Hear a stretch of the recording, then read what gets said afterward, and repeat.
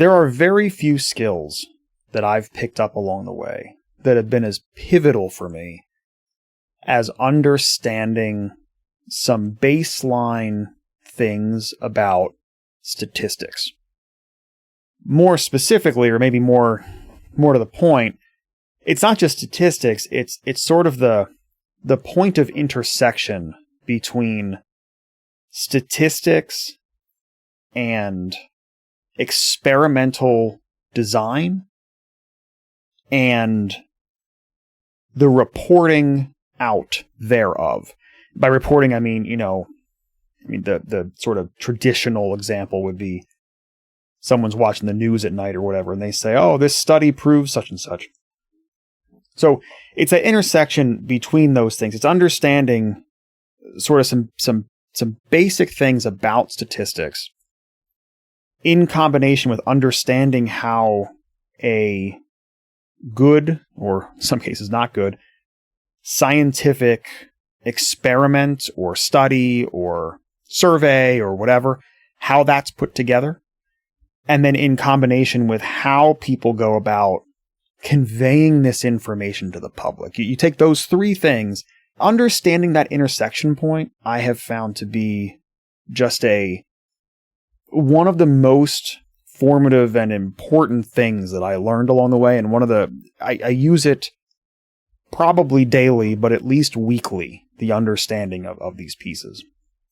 Now, I should say, I do have more understanding and knowledge here than just a basic level. Like, I did go through quite a bit of statistics work, behavioral analytics type of work, business analytics kind of work. I have, throughout my career, had multiple projects and things where I had to apply this information, even though it wasn't my primary job. So, like, I do have more background here than just baseline. But I think my point here mostly is that if more people just had at least a baseline of some fundamental basic things, that it would go a long way towards a better understanding for people of what's going on out there in the world and what not just scientific things are going on, although that's a part of it, but also social things, political things. Having some basis in understanding these pieces can really help people analyze the world around them, I suppose, and also evaluate the information that is being constantly shoveled at. This is actually the second or third time that I've recorded some version of this episode. I did it before, and I scrapped it because it didn't quite get across. I think I didn't spend enough time initially narrowing down the exact point I was trying to make. So this episode, I want to kind of make one specific point about all of this. In the future, I think what I might do is another episode that goes through maybe 3 or 4 fundamental sort of statistical concepts, ones that are not terribly complicated, but that are good to know about in order to, just have that kind of baseline knowledge. But for this episode, what I realized in recording kind of the first draft of this was that I was really harping on one thing in particular. And what that tells me is that that's really the point I'm trying to get across here. So I kind of scrapped that and I'm doing this again. Most people are not actively engaged with any kind of regular scientific community. The scientific community predominantly exists within journals, peer-reviewed, where other you're a biologist, you publish some biology research, other biologists look at it, they critique it. It's sort of like, in some cases, it's sort of like the origination of where like internet flame wars came from. But, assuming the discourse is civil, they critique one another's work. That's how science gets pushed forward. It gets pushed forward in baby steps, generally speaking, where small incremental steps make things better and better over time, or increases understanding over time, or whatever. Most people are not engaged with that. I don't know many people who get a true scientific journal each month delivered to them in some way and then spend time reading it. This goes for me as well. I don't want to give the impression like I'm sitting around reading scientific journals. There was a time in my life that I did some of that, but that time has long since passed, and that is not how I typically absorb information anymore. Instead, what most people have is some combination of media barking at them all the time, right? Be it traditional news stations or, TV advertisements or TV shows or TikTok reels or YouTube reels or Instagram stories or whatever. And there's all this information being bombarded onto people all the time. And a good chunk of that information often comes down to some variation of studies show that blank, or a new study proves that blank, or we've now proven that blank, or, some sort of statement around a new discovery or a new study or a new research paradigm or whatever that has suddenly shown some new dramatic thing. The most fundamental thing that a person can come to understand about all this, in my opinion, is that as soon as you hear the word proves, your spidey sense should start tingling. Your ears should perk up, and you should be thinking very critically about every single thing that is said after that moment. The word proves 99.9999999% of the time is not accurate. And that's because science and all these things really stem out of some either true version or bastardized version of a scientific method. All these surveys, all these studies. The purpose of science is to disprove things, not prove things.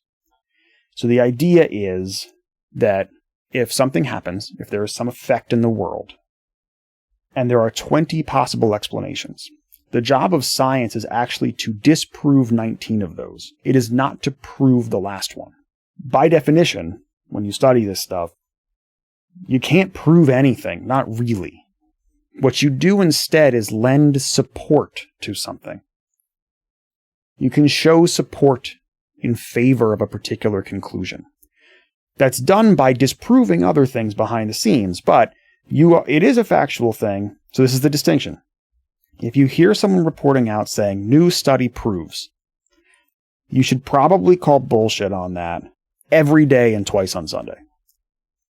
However, if you hear someone reporting saying a new study supports the idea that, or a new study lends support to, or a new study, again, supports, like supporting evidence, gives evidence to, those are good phrasings. And that means that the source that you are listening to, or reading, or hearing, or whatever, that source has a better understanding, or maybe their writers have a better understanding, but someone in that stack of people has a better understanding of how these studies work and what these studies actually mean, compared to someone who's running around saying, a new study proves this and a new study proves that.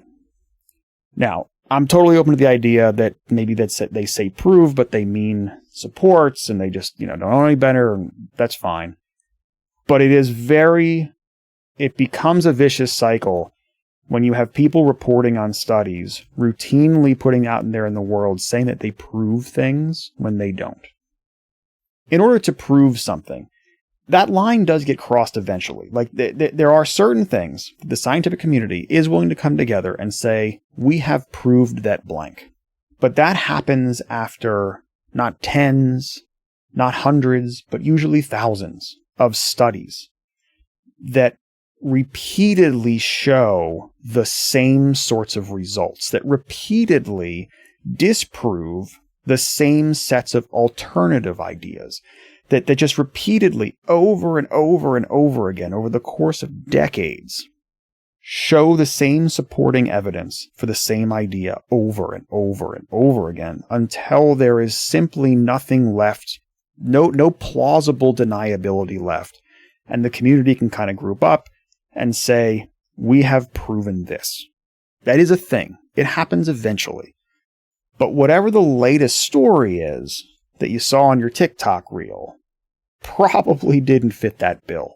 The odds that that study, whatever it is you're seeing, is the final keystone or the final straw that has broken the camel's back and actually proven something, very, very, very infinitesimally small.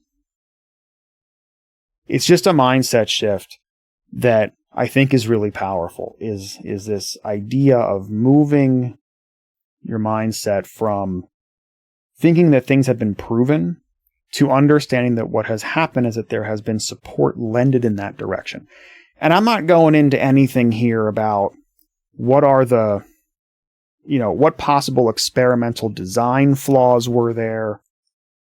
Was the study a representative sample? Was the sampling any good?